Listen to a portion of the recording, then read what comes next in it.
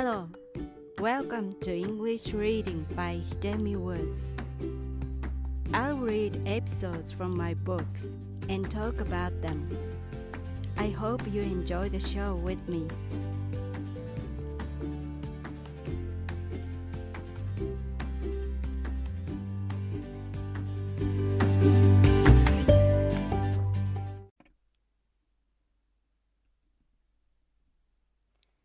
Hi, I'm your host, Hidemi Woods.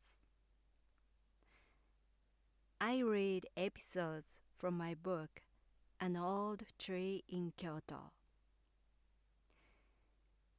Today I'm reading an episode titled Parental Affection.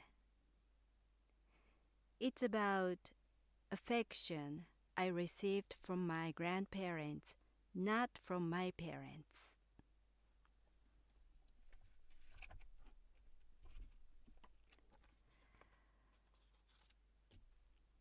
Parental affection. I had a dream about my grandparents last night and couldn't go back to sleep because I missed them so badly. Both of them have passed away, but they raised me when I was a child in place of my parents who were too busy working out in the field as farmers. When I lived with my grandparents, I didn't appreciate being with them, as they were strict, quiet, and boring, and I constantly missed my parents. But after I grew up and left my hometown, I realized how my grandparents regarded me and felt about me.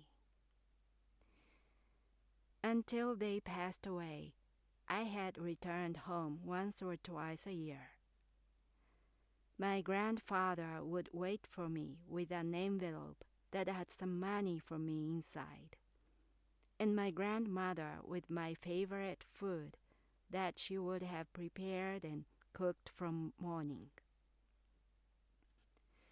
She would wear particularly for the day something I had given to her before to show me her gratitude. Those things were what I could never expect from my parents.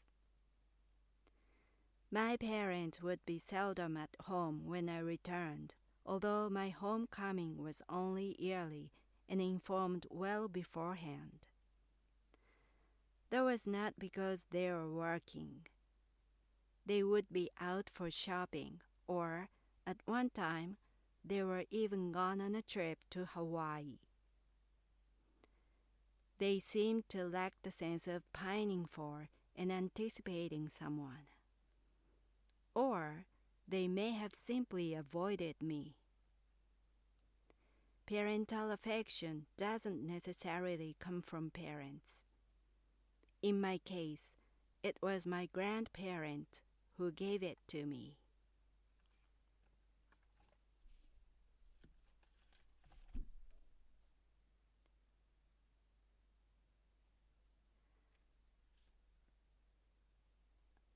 My grandparents raised me, and when I lived with them, I really disliked them. They were so strict and disciplined and boring, of course, and so stingy. And so I missed my parents who are working outside, far from home, at the fields. They were not home all day long, so I missed them. Although my grandparents are around me all the time. And we were not friendly each other. I was tense in front of them because only a small thing I did wrong upset my grandparents. If I did the same thing in front of my parents, they wouldn't scold me. But my grandparents were extremely strict, so they always told me to do like this or do like that, so and so. So I was so nervous and tense around them. But they influenced my characteristics so much. Because of their way of raising me, I am like this right now.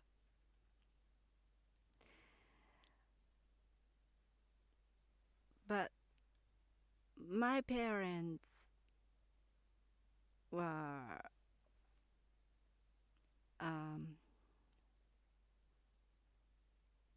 not around me so much, and they were like,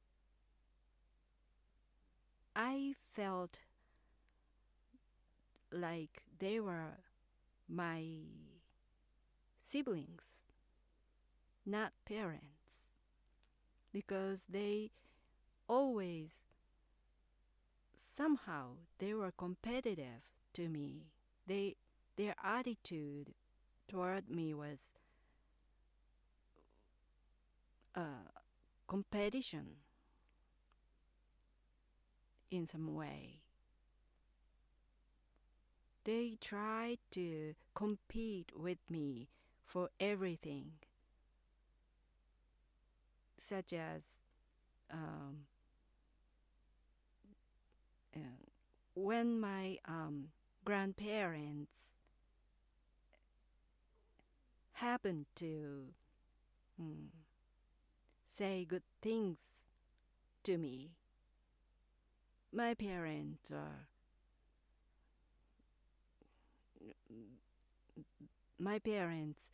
tried to appeal to my grandparents how good they were. So to me, they were not parents, but siblings. And my parents are competing with me, and they regarded me as arch rival or something. So they have just kept doing evil things to me. When I lived with them, and still now they have kept doing,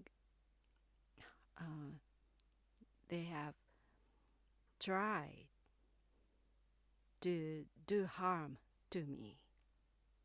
Can you believe it? They are still doing it. And I think, although I really disliked my grandparents when I lived with them, after they passed away, I really honestly miss them.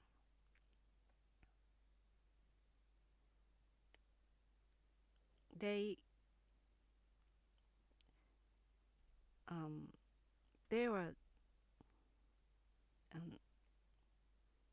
they treated me very differently from what my parents did.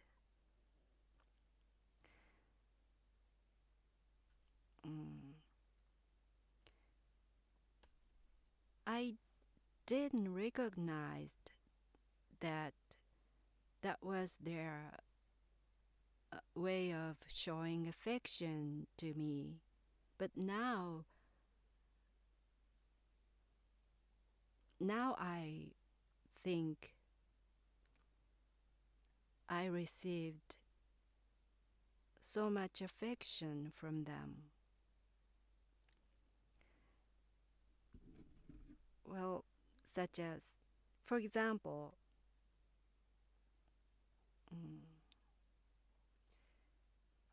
when I got sick and I was in hospital for a month when I was 9 years old. And after I was released from the hospital, I still needed treatment at home. And basically, my grandmother cured my illness with her treatment in the house. She heard that tea from corn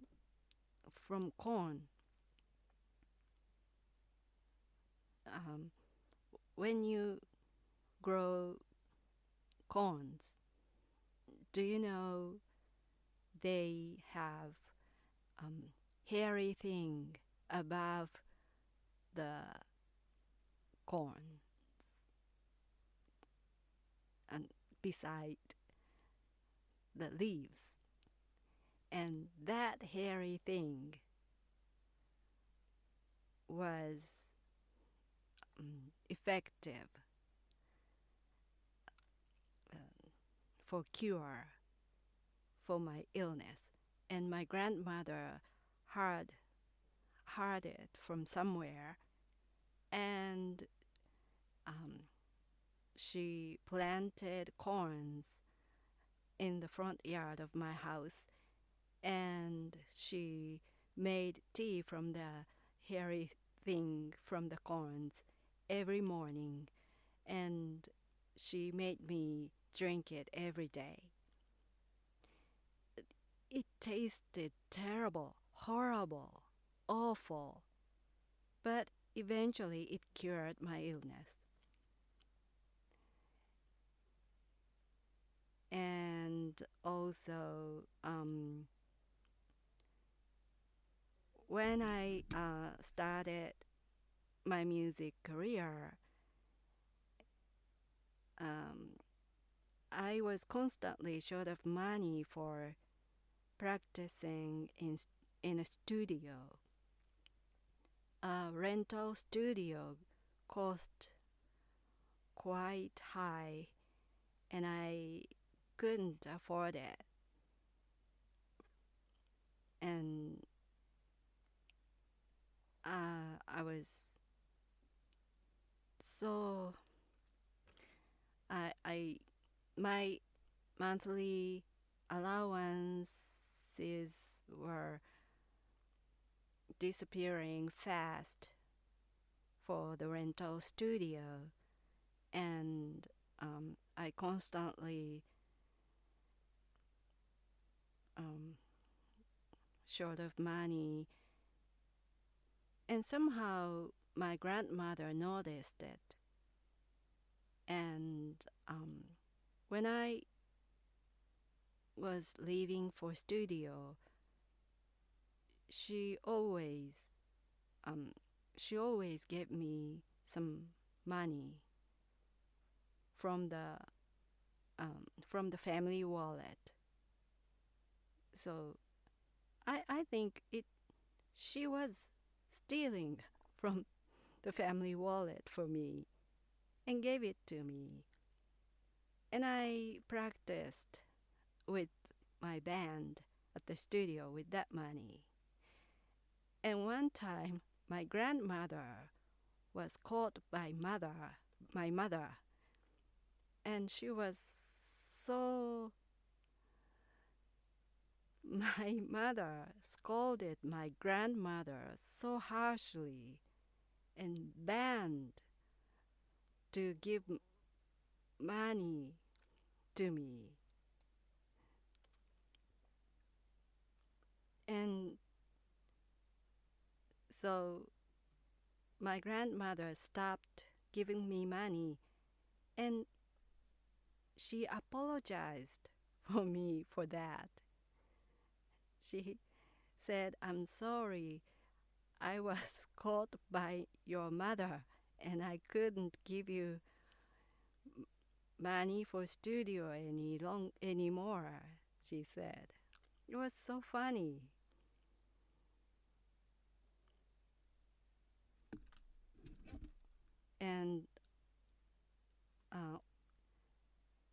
And when I decided to pursue my music career earnestly,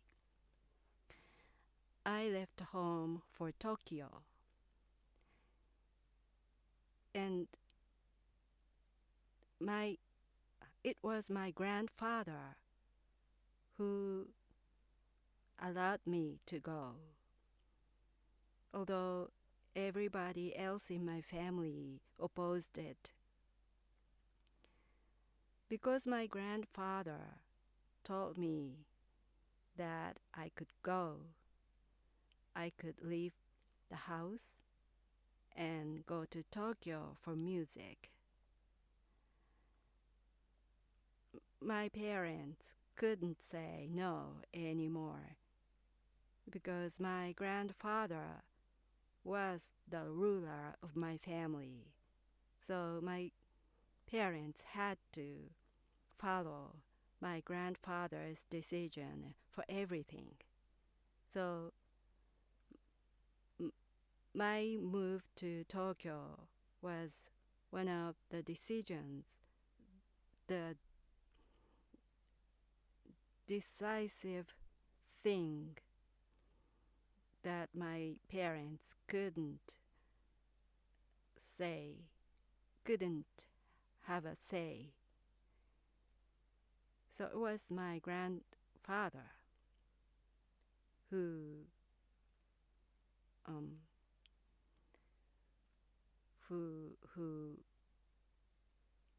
let me pursue my music career.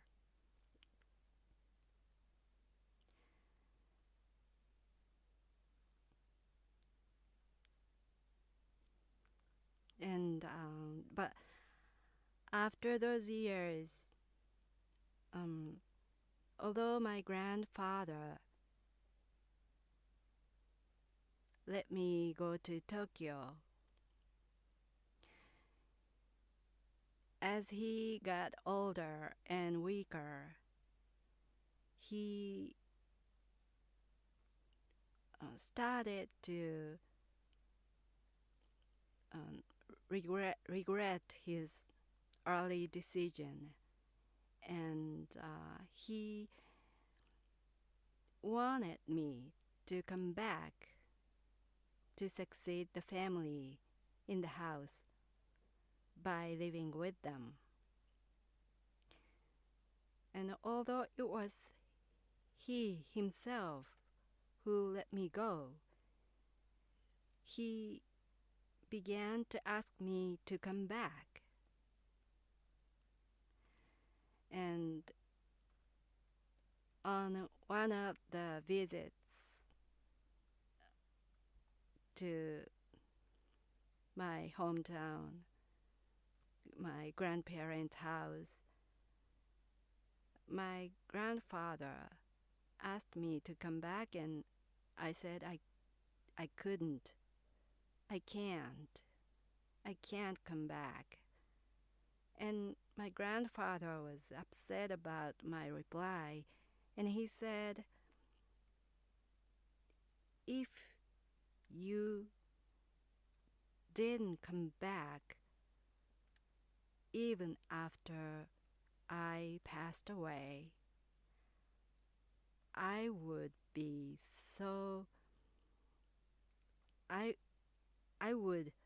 stand on your bedside every night as a ghost,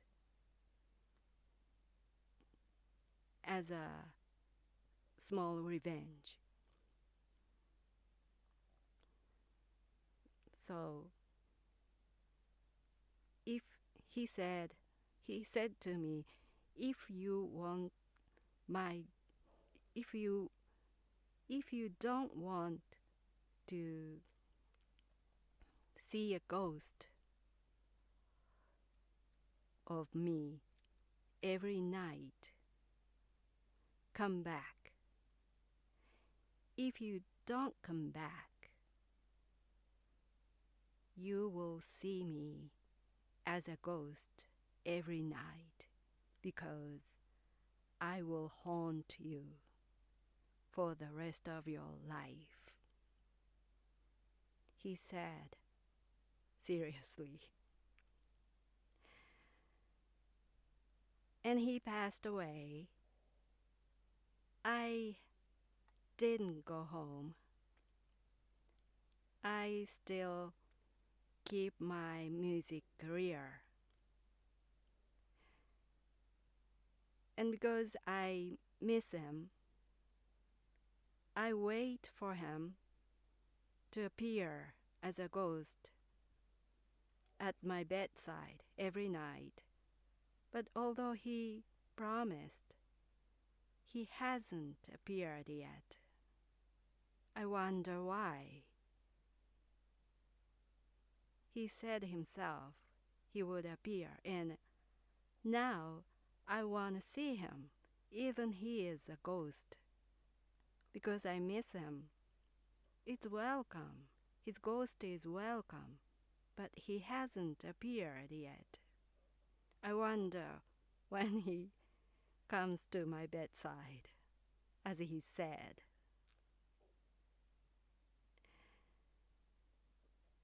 So, come to think of it, a thing called parental affection is all from my grandparents.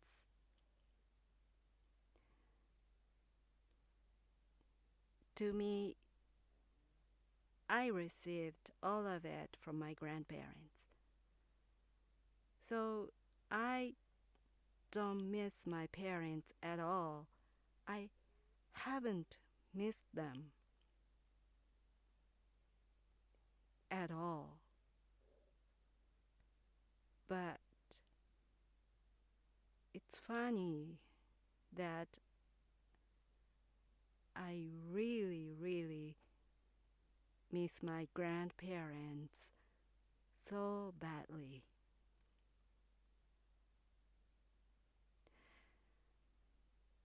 That's all for today. Thanks for listening. I hope you come back soon here. I'm Hidemi Woods.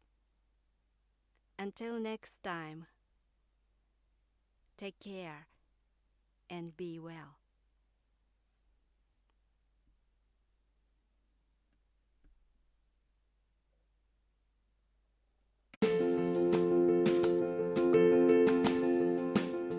Audiobook, The Family in Kyoto, One Japanese Girl Got Freedom by Hidemi Woods on sale at online stores or apps.